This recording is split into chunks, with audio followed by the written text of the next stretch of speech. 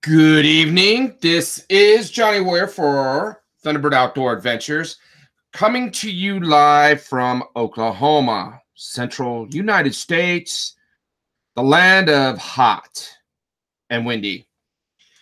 So what we're going to do today is we're going to have a little bit of a live fireside chat and updates, kind of tell you what's going on, let you guys know that we're back on to a timetable.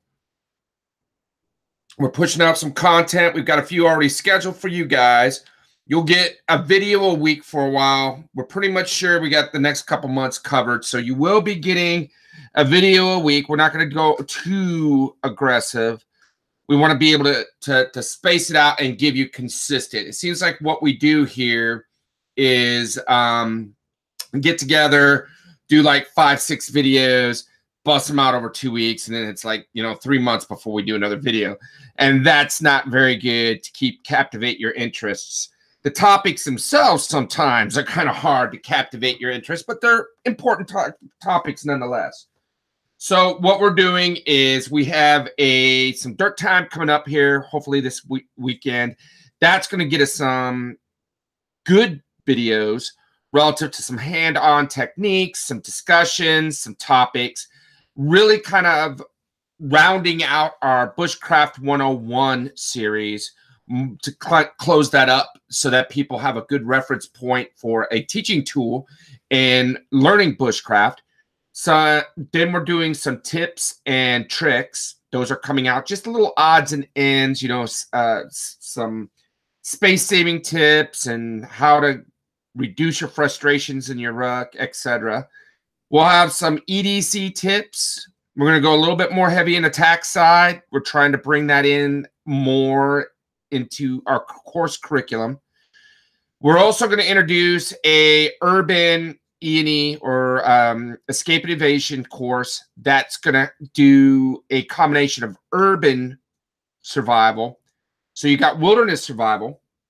You can do that primitive or with modern tools. That would be the difference between bushcraft and the difference between wilderness survival. Wilderness survival is generally a 72-hour scenario with modern equipment to increase your survivability in an emergency situation. Bushcraft is really a skill set for self-reliance, and that's the difference. Now, one can integrate into the other. I mean, if you're a master in bushcraft and you can use a minimalistic approach in maintaining a sustainable life in the wilderness, well, you're not going to get yourself in any situation that you're going to need to use wilderness survival and be in an emergency 72-hour scenario in theory, right?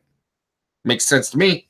So that's why bushcraft is such a key essential to people who really are outdoorsmen, campers, hikers, even hunters, fishermen. I mean, I remember as a kid we would do camp for a long period of time, and those skill sets, those woodcraft skill sets.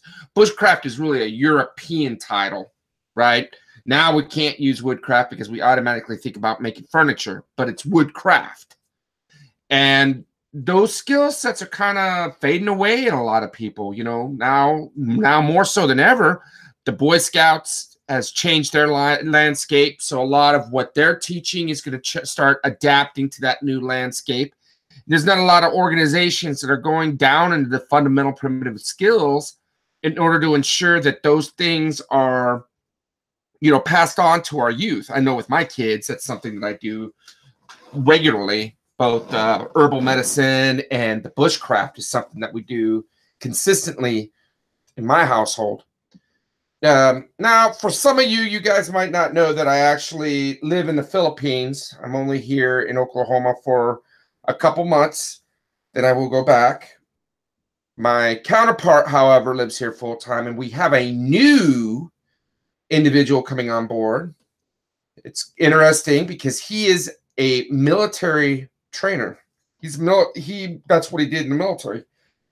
Now, here is a theory. Bushcraft can be taught to anybody, right?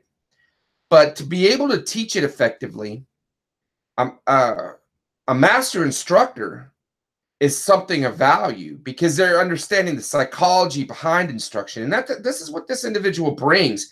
He's tactically proficient, but he also brings the skill sets, the personality, the mannerism needed to really heighten the professionalism of our curriculum or course. So I'm excited that he's joining. We'll do a video and introduce him here shortly. I don't want to do too much, but I'm just really praising accolades upon him because I think that it's going to be a good fit and he's going to become a partner, not simply another instructor. Now, we are going to be issuing some class schedules here pretty quick in order to get the U.S. side of the class base started and moving, specifically in the basic and intermediate bushcraft courses, the urban, escape and evasion, as well as some of our seminars. Now, the seminars are generally taught in Lawton or Oklahoma City. Those are the evening courses that we could do at a park, no overhead, $25 per individual in attendance. It's a couple hours of hands-on skill set trainings. That's not just primitive skill sets, but also if you are of a prepared-minded individual, these skill sets can be utilized in that same thought process. So it'll be cool. We're going to start enhancing our calendar on that as well. Now, what the long-term objective is for our advanced course, it's interesting. I'm currently in line to try to get a work permit over in the Philippines so that we will be able to do a castaway course in one of the small islands where you will be able to do a 72-hour scenario of self-reliance under watch so that we can cover the safety issues. We got to make sure that security is covered, obviously, as well as medical emergencies or anything else. Or if you decide it's a little too much and you have to tap out of the event, we are able to support that and make sure that you're safely extracted from the area. So that scenario would be something like you would be dropped off either late PM, early AM, while it's still dark.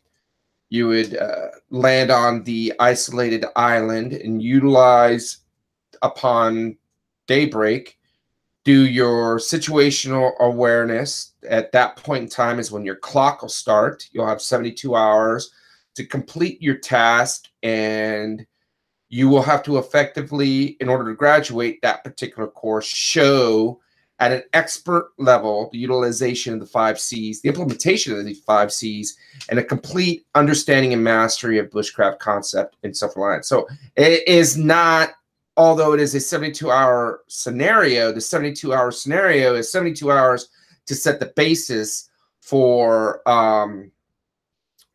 reliance, not, for sustainability, not just hanging by the skin of your teeth kind of thing.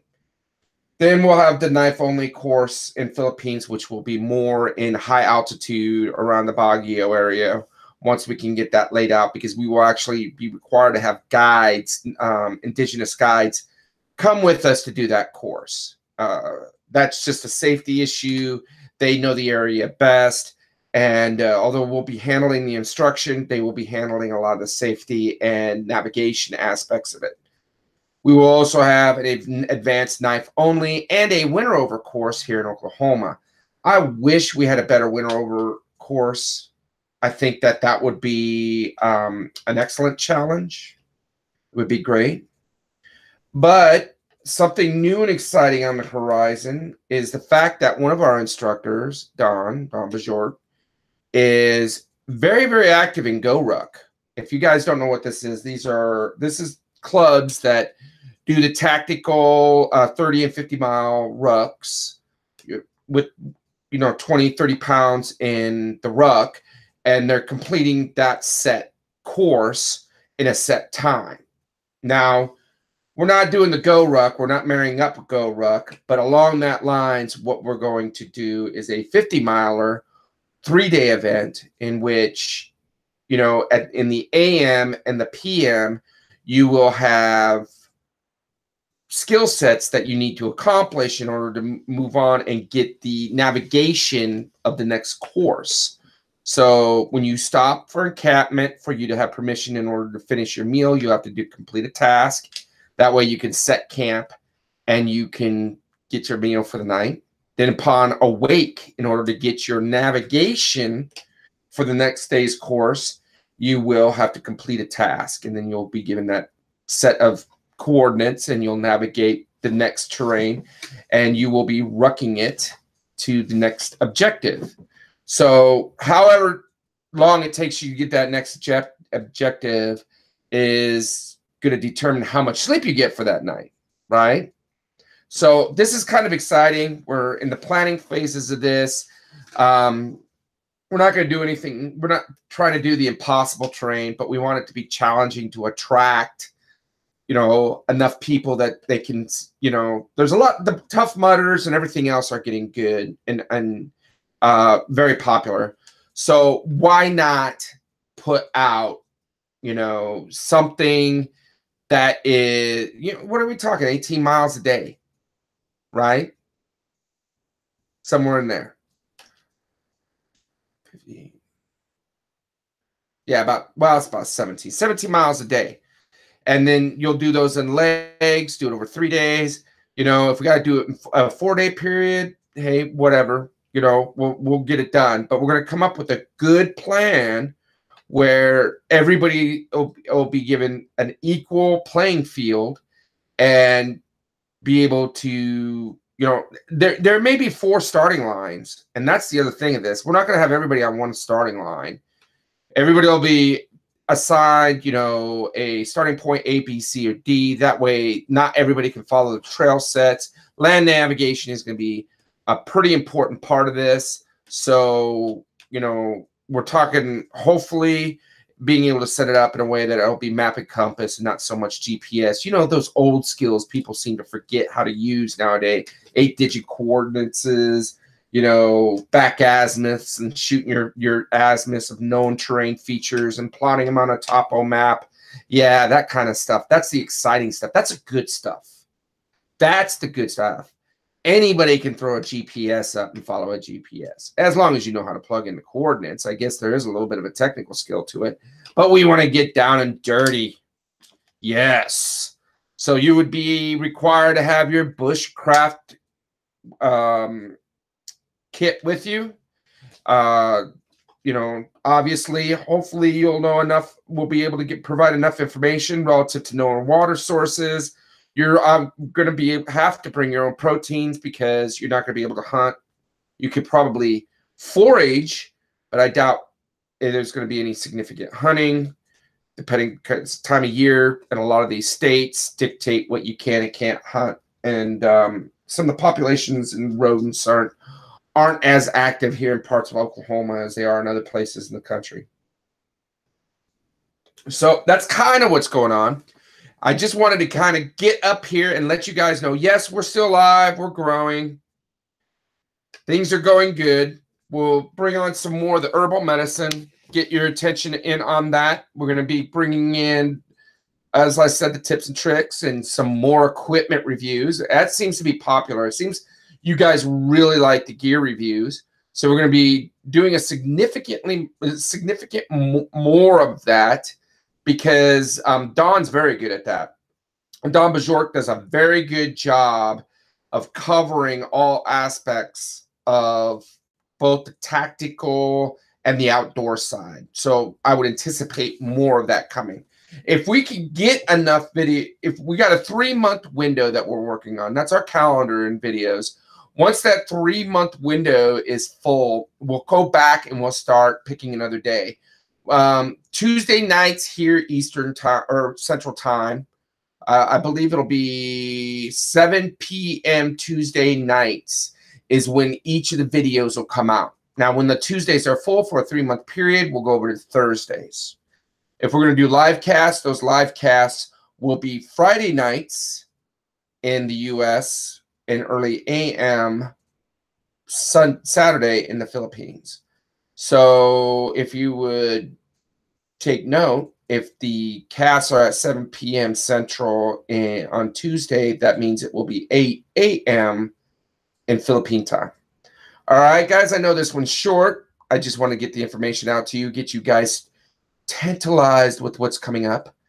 And hopefully I'll be able to schedule this in the future where we can actually start having dialogue. I'd like to field some questions and get some objective, constructive criticism from you guys. See exactly what you guys would like to see on the channel, what you like more of. In fact, if you would, in the comments section, please leave comments as far as what you would like to see in the future relative to content. You know, I'm getting a lot on the gear reviews, right? Getting a lot on the tips and tricks. If there's certain skill sets that you need polished up on, we can make a video for that and show you the skills. Now, Friction Fires is coming in about a month. We're going to have a block training that's going to be part of our intermediate bushcraft. We're trying to finish up the basic bushcraft 101 course that you guys can see. Some of that's up now. We're going to be covering the rest of it, closing it out, and that'll be done going into the intermediate. The objective is to give you guys the didactic aspect of this free, hoping that you will seek the hands-on training in the dirt time through us so that we can better hone your skills. This stuff is at a point now where it's so critically, it's going away so quickly. It's critical we get the information out. So I don't think it's really fair that we keep things close without getting it out. And, you know, we're willing to take the risk that you guys aren't interested in coming and seeing us, but at least you're walking away with something as far as a product by coming and watching our channel. All right, guys, this is Johnny Warrior for Thunderbird Outdoor Adventures. Until next time, remember to get out, enjoy the outdoors, and do it safely. Bye.